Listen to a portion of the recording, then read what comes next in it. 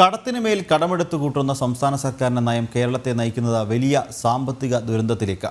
വരുന്ന സാമ്പത്തിക വർഷത്തിൽ പലിശ അടച്ചു തീർക്കാൻ മാത്രം 31,823.72 കോടി രൂപയാണ് വേണ്ടത്. 2025-26 കടമെടുക്കുന്ന 40,848.21 കോടിയിൽ പലിശ അടച്ചു തീർത്താൽ ബാക്കിയുള്ളത് വെറും 9,024 കോടി മാത്രം.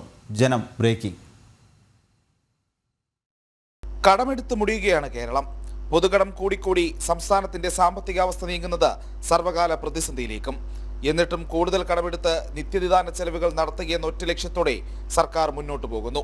5 ലക്ഷം കോടിയിലേക്ക് അടുക്കുകയാണ് സംസ്ഥാനത്തിന്റെ പൊതുകടം.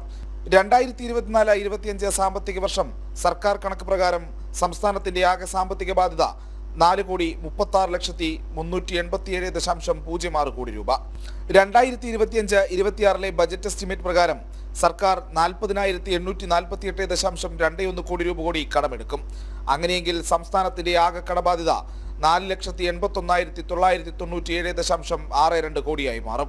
കടമെടുക്കുന്നതിന്റെ ഭൂരിപക്ഷവും പലിശ അടച്ചു തീർക്കുന്നുവെന്നതാണ് സർക്കാരിന്റെ ധനകാര്യ മാനേജ്മെന്റിന്റെ ദുരന്തവശം.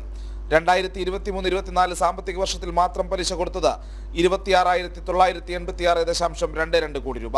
40,606.04 കോടി രൂപ കടമെടുത്ത 2024-25 സാമ്പത്തിക വർഷത്തിൽ 29,739.32 കോടി രൂപയാണ് പലിശയായി നൽകിയത്. 40,848.21 കോടി രൂപ കടമെടുക്കുന്ന 2025-26 സാമ്പത്തിക വർഷത്തിൽ പലിശ കൊടുക്കാൻ വേണ്ടത് 31,823.72 കോടി രൂപ.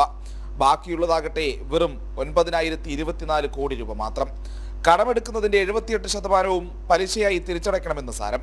കടം കണക്കിന് വാങ്ങിക്കൂട്ടുന്ന സർക്കാരിന് പക്ഷേ അടിസ്ഥാന പ്രശ്നങ്ങൾ പോലും പരിഹരിക്കാനാകുന്നില്ല. സർവീസ് ഫീസുകളടക്കം വർദ്ധിപ്പിച്ച് സാധാരണക്കാരനെ പിഴിയുന്നു. ബജറ്റിൽ പ്രഖ്യാപിച്ച പദ്ധതികൾ 50% വരെ വെട്ടിക്കുറച്ചു. ക്ഷേമ പെൻഷൻ 3 മാസം കുടിശ്ശിക. ജീവനക്കാർക്കും പെൻഷൻകാർക്കും ആനുകൂല്യങ്ങളില്ല. കെട്ടിട നിർമ്മാണ തൊഴിലാളി ക്ഷേമനിധി ബോർഡ് പെൻഷനുകൾ മുടങ്ങിയിട്ട് മാസങ്ങൾ. നെല്ല് സംഭരണമടക്കമുള്ള കാർഷിക ആനുകൂല്യങ്ങളും അവതാളത്തിൽ.